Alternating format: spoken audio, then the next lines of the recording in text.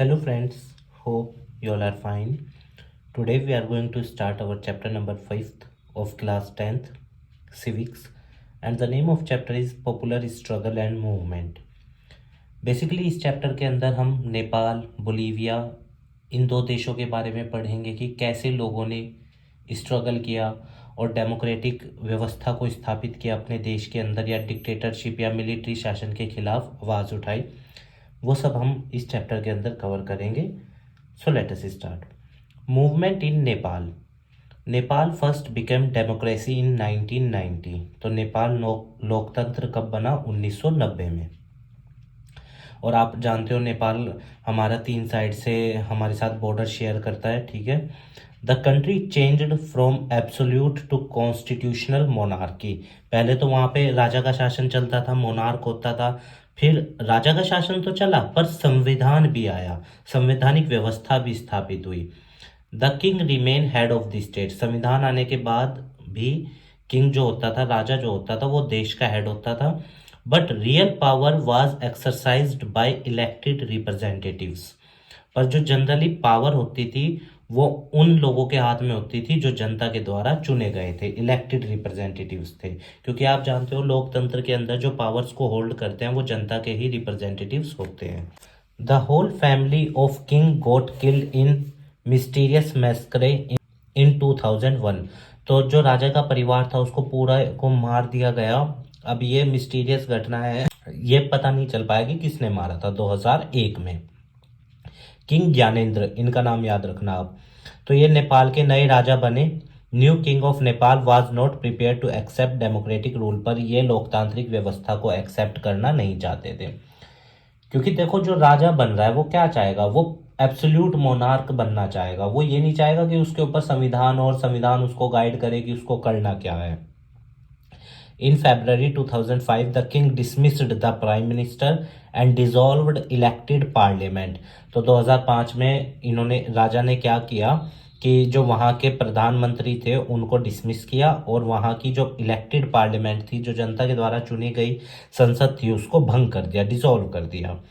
A movement started in 2006। तो 2006 में वहाँ आंदोलन शुरू हुआ कि भाई लोकतंत्र दोबारा लाना है देश के अंदर, ये एब्सोल्यूट मोनार्की यहाँ नहीं चलेगी। तो लोगों ने यह विरोध किया। All major parties in parliament formed a 7 party alliance. तो इन्होंने अपना साथ जो बड़ी पार्टियां थी संसद के अंदर, उन्होंने अपना एक अलायंस बना लिया, 7 पार्टी अलायंस, ये आप याद रखना, SPA। And called a 4-day strike in Kathmandu. और काठमांडू के अंदर 4 दिन की हड़ताल बुलाई। काठमांडू नेपाल की क्या है? कैपिटल है। और सार्क देशों का जो हेडक्वार्टर है वो भी काठमांडू में है, ये आप याद रखिएगा। The protest turned into a definite strike. अब पहले तो 4 दिन की हड़ताल शुरू हुई पर फिर ये बढ़ती चली गई और इन्होंने माओइस्ट लोगों ने भी इनको ज्वाइन किया, अदर ऑर्गेनाइजेशंस ने भी इनको ज्वाइन किया। माओइस्ट लोग वो हैं जो नेपाल के तराई रीजन में, सबसे निचले रीजन में रहते हैं और जो सारी मेहनत करते हैं, खेती करते हैं, वो लोग। क्योंकि अब इन लोगों पे ध्यान ही नहीं दिया जा रहा था, तराई रीजन के लोगों पे, तो इसलिए इन्होंने भी आंदोलन ज्वाइन कर लिया। They demanded restoration of parliament power. और इन लोगों की डिमांड क्या थी कि भाई संसदीय व्यवस्था देश के अंदर दोबारा स्थापित हो। To an all party government and new constitution assembly. और नई संविधान सभा बनाई जाए देश के अंदर, और ताकि देश का नया संविधान बनाया जा सके। On April 2006 the king was forced to accept all demand. तो राजा पे जबरदस्ती दबाव बनाया गया। जब इतनी हड़तालें होने लगी, इतना विरोध होने लगा, तो मानना ही था राजा को तो ये बात कि भाई देश के अंदर इनकी जो डिमांड्स हैं डेमोक्रेटिक गवर्नमेंट की या रिप्रेजेंटेटिव पार्लियामेंट की, उसको एक्सेप्ट करना पड़ेगा।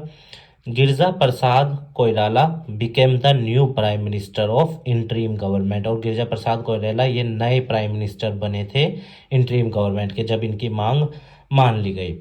तो देखो यहाँ से हमें एक चीज देखने को मिल रही है कि जब जनता विरोध करती है, क्योंकि लोकतंत्र के freedom of speech and expression है हमारे यहाँ भी आर्टिकल 19 के अंदर, तो सरकार को कहीं ना कहीं चीजें माननी ही पड़ती हैं, क्योंकि लोकतंत्र के अंदर जनता सबसे सुप्रीम होती है। Bolivia water war. आइए अब बोलीविया के बारे में पढ़ेंगे कि इस देश के अंदर क्या हुआ था जो लोगों ने विरोध किया। Bolivia is a poor country in Latin America. Latin America मतलब जो साउथ अमेरिका के राज्य हैं, वहाँ पे। तो बोलीविया एक गरीब देश है। The World Bank forced the government to give control of municipal water supply for the city of Cochabamba to MNC. तो वर्ल्ड बैंक ने दबाव बनाया बोलीविया के अंदर कि भाई इस शहर का जो म्युनिसिपल कॉरपोरेशन का वाटर सप्लाई का जो जिम्मेदारी है वो मल्टीनेशनल कंपनी को। आफ्टर कंट्रोलिंग अ वाटर सप्लाई, अब वाटर सप्लाई इस मल्टीनेशनल कंपनी के हाथ में आ गई क्योंकि गवर्नमेंट को वर्ल्ड बैंक से पैसे लेने थे उधार, इस वजह से माननी पड़ी शर्तें। अब उस कंपनी ने, मल्टीनेशनल कंपनी ने क्या किया कि पानी के प्राइस 4 गुना बढ़ा दिए। अब पानी तो ज़रूरत की चीज़ है, अब लोगों को दिक्कत होगी, वैसे ही वो गरीब देश।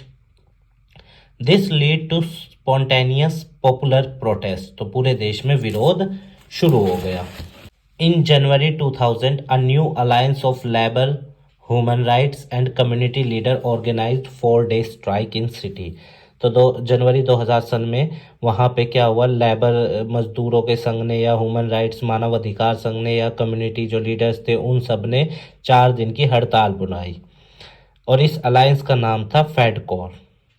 The government agreed to negotiate, government ने कहा ठीक है भाई हम नेगोशिएट करेंगे आपके साथ, आपकी मांगों को सुनेंगे। और स्ट्राइक एंडेड, स्ट्राइक खत्म तो कर दी, चलो ठीक है, लोगों ने कहा कि ठीक है भाई गवर्नमेंट हमारी सुनने के लिए तैयार है, स्ट्राइक खत्म कर देते हैं। पर कुछ भी नहीं हुआ, परिवर्तन नहीं आया। फिर प्रोटेस्ट दोबारा शुरू हुआ फरवरी में और पुलिस ने ब्रूटल मेथड यूज किया। तो लोगों को मारा पीटा गया कि भाई कंट्रोल करने के लिए उनको, जब वो सुन ही नहीं रहे थे गवर्नमेंट की। अनादर प्रोटेस्ट फॉलोड इन अप्रैल, और अप्रैल में भी चला ये प्रोटेस्ट और गवर्नमेंट ने मार्शल लॉ लगा दिया, मतलब मिलिट्री का शासन। But the people forced the official of MNC to flee the city and made the government to concede all the demand of the protesters. पर लोगों ने उस मल्टीनेशनल कंपनी के ऑफिसर्स के ऊपर या जो उस कंपनी में काम करते थे उनके ऊपर इतना दबाव बनाया कि वो देश छोड़ के भाग जाए और गवर्नमेंट को इतना मजबूर कर दिया था कि वो प्रोटेस्टर्स की मांगों को एक्सेप्ट करे। The contract with the MNC was cancelled and water supply was resorted to the old rates. तो जो उस मल्टीनेशनल कंपनी के साथ बोलीवियन गवर्नमेंट का जो एग्रीमेंट था वो कैंसिल किया गया, जनता ने जब इतना दबाव बनाया, और पानी दोबारा से पुराने रेट्स पे बिकने लगा। तो यहाँ पे भी देखो हमें एक चीज़ देखने को मिली, दोनों देशों के अंदर हमने ये देखा कि नेपाल के अंदर लोगों ने गवर्नमेंट के खिलाफ विरोध किया, बोलीविया के अंदर लोगों ने गवर्नमेंट की पॉलिसी के खिलाफ विरोध किया, पर दोनों जगह जनता की मांगे एक्सेप्ट की गई। क्यों? क्योंकि लोकतंत्र के अंदर जनता सबसे बड़ी होती है, सुप्रीम होती है। Nepal versus Bolivia. The movement in Nepal was to establish democracy, वहाँ लोकतंत्र लाने के लिए था, डेमोक्रेटिक गवर्नमेंट के खिलाफ नहीं था। पर बोलीविया के अंदर उस सरकार के खिलाफ था क्योंकि वहाँ की सरकार पॉलिसीज उनके अगेंस्ट बना रही थी। In Bolivia struggle was for specific policy, specific policy वो पानी की जो एमएनसी को कॉन्ट्रैक्ट दिया था उससे खुश नहीं थे, पर नेपाल में डेमोक्रेसी के लिए था, ये मैंने अभी आपको बताया। Mobilisation and organisation. Indefinite strike was called by SPA, SPA ने, ये जो 7 पार्टी अलायंस थी, इन्होंने इनडेफिनिट स्ट्राइक कर दी शुरू, किसमें? नेपाल में। नेपालिस्ट कम्युनिस्ट पार्टी बनाई गई, इन्होंने भी विरोध किया, और लेबर यूनियन, टीचर्स ने, ह्यूमन राइट्स ने, इन सब ने सपोर्ट देके इसका विरोध किया। किसका? उस पॉलिसी का जो राजा चाह रहा था कि भाई दोबारा से एब्सोल्यूट मोनार्की आ जाए और कॉन्स्टिट्यूशनल डेमोक्रेटिक पार्लियामेंट हमारे यहाँ ना बने। तो इन सब ने मिलकर विरोध किया और दोबारा से वहाँ के और एक नई संविधान सभा की मांग की और संवैधानिक व्यवस्था को स्थापित करने की बात कही। बोलीविया, लेट अस सी बोलीविया में क्या हुआ इस पॉलिसी के खत्म होने के बाद। Lead by Fedecor comprised by local professionals, local professionals भी इसके हिस्सा थे। Supported by organisation of farmers, factory workers, middle class, मतलब गरीब तबके ने, सबने इसको सपोर्ट किया। होमलेस, पुअर, स्ट्रीट पीपल, क्योंकि पानी तो भाई गरीब व्यक्ति को चाहिए ही चाहिए, वो भी अगर इतने महंगे रेट पे खरीदना पड़ेगा फिर वो सरवाइव कैसे करेगा। और सोशलिस्ट पार्टी ने भी इसको सपोर्ट किया। इन पार्टीज के आप नाम याद रखना, ये मैंने स्पेशली इसलिए लिखे क्योंकि ये पूछ लेता है। Different kind of organisation work behind any struggle. देखो कोई भी आंदोलन हो रहा है, कोई भी जनता मतलब अपना गुस्सा या जनता अपना ऑपरेशन एक्सप्रेस कर रही है, तो बहुत सारी चीज़ें लगी हुई होती हैं उसके पीछे, ठीक है, बहुत सारे एफर्ट्स होते हैं।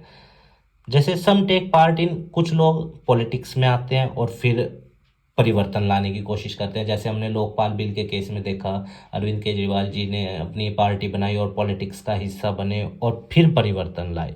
तो कई बार लोग पॉलिटिक्स में आके परिवर्तन लाते हैं, कई बार गवर्नमेंट के डिसीजंस को इनडायरेक्टली इफेक्ट करते हैं। जैसे अपने ग्रुप्स बना लेते हैं, संगठन, इंटरेस्ट ग्रुप, मूवमेंट्स चलाते हैं, स्ट्रगल करते हैं ताकि गवर्नमेंट की पॉलिसीज़ को चेंज किया जा सके। जैसे हमने एक किसान आंदोलन देखा इंडिया में। मेजर ग्रुप और interest group, sectional interest group, और कुछ होते हैं एक पर्टिकुलर सेक्शन का जो एक्सप्रेशन करते हैं, जैसे डॉक्टर्स का हो गया, स्टूडेंट्स का हो गया, या फिर एडवोकेट्स का हो गया, या पब्लिक इंटरेस्ट ग्रुप जो जनता के हित में बात करते हैं एक कॉमन इशू पे।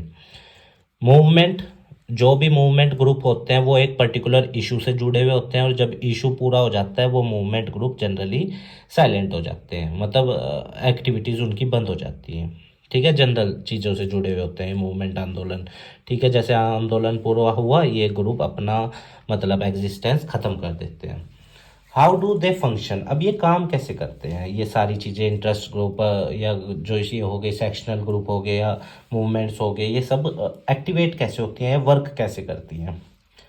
दे try to gain public support, सबसे पहले तो ये ग्रुप्स जनता का सपोर्ट पाने की कोशिश करते हैं, सिंपैथी, ताकि उनका मूवमेंट बड़े स्केल पे ऑर्गेनाइज किया जा सके और जनता भी उनके मूवमेंट पे पार्टिसिपेट करे।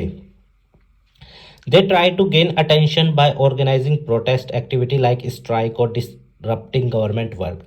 तो जनरली ये सब ग्रुप्स कैसे अपनी गतिविधियां बढ़ाते हैं, आंदोलन करके या हड़ताल करके या गवर्नमेंट के काम को रोक कर, ठीक है, ताकि लोग अट्रैक्ट हों, लोग उनकी द्वारा कही गई बातों को सुने और फिर उनसे जुड़ें। Business group employs professional lobbyist to influence government, कई बार ये लोग भी आंदोलन करते हैं।